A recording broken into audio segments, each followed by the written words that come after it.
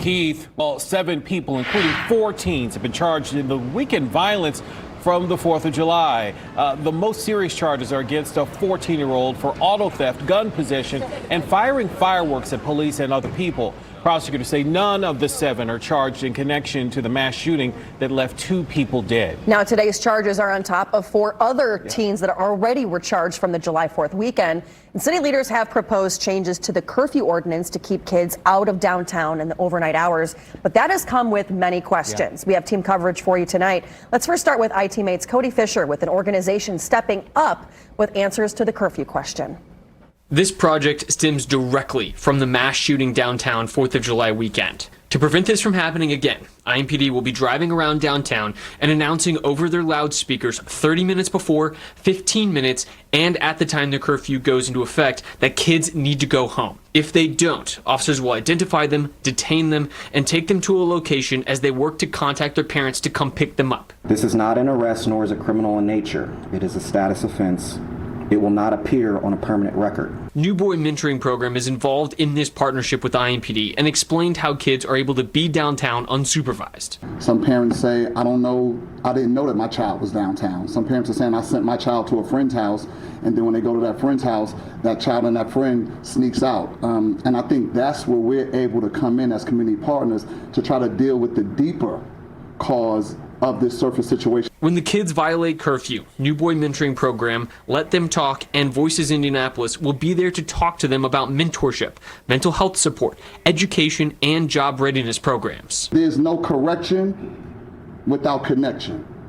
So there is, and I know if we engage with a young person this weekend, it provides us with an opportunity to make a connection, not only with that young person, but that family. Then we become transformational in the life of that family. They'll encourage kids to speak with them by having food available. You'd be surprised again how much conversation and traction you can make with a kid with a sweet tea, double cheeseburger, and medium fries.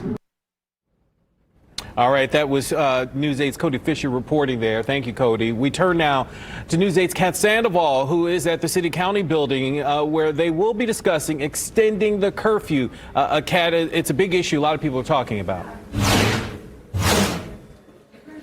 Derek, in 30 minutes from now, the Public Safety and Criminal Justice Committee will meet to discuss extending that curfew. And for example, that looks like the 1 a.m. curfew for 15 to 17-year-olds on Fridays and Saturdays will be pushed to 11 p.m. instead of 1 a.m. And this comes after a very violent July 4th weekend where IMPD says 5 people died and 23 people were injured. Now, the chair of that committee, Lee Robinson, had mentioned that he wants to discuss more than just the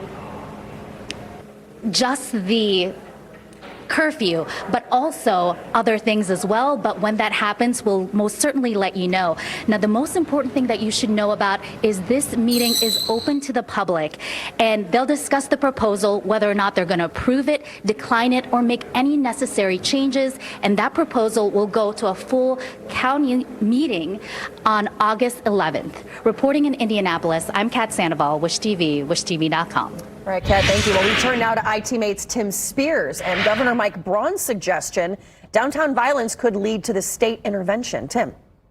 Governor Braun said state police will help take every additional precaution available to ensure the WNBA All-Star Game weekend remains safe. But looking towards the future, he wants to see a crackdown from local law enforcement in Indianapolis, specifically from the Marion County Prosecutor's Office. Indianapolis's own justice system is not doing the job. I think the police department is, but the rest of the equation is not being carried out. Following the mass shooting on Independence Day weekend, Governor Mike Braun warned of state intervention to address violent crime in Indianapolis. If they keep having that dereliction of responsibility and duty, and it would force the state and the legislature, my involvement as well, this is just the clarion call that do something different. IMPD already said Indiana State Police would help increase the police presence downtown. Governor Braun, surrounded by ISP leaders, echoed calls from the Fraternal Order of Police, asking Marion County Prosecutor Ryan Mears to seek stronger enforcement of violent crime. Though, when asked, he did not cite any cases where prosecutors failed to enforce the law. Broadly, I think the prosecutor is not taken up cases that the police bring to them. Do you have faith in Marion County Prosecutor Ryan Mears? I do. He's shown that he can be tough on violent crimes in the past. Indianapolis City County Council member Ron Gibson believes it will take more than stricter enforcement. There's a social economic element here. We're dealing with young folks that may not have the guidance or discipline at home. The prosecutor's office tells News 8 it's working with IMPD to potentially seek stricter enforcement of neglect charges for parents of juvenile offenders as a way to curb youth violence. Governor Braun hinted at possible legislation for the state to increase oversight of county prosecutors. Just start doing something differently from what you've been doing. That's not been working. No one has been charged for shooting the 2 teenagers who died or the 5 others who were injured in that downtown mass shooting.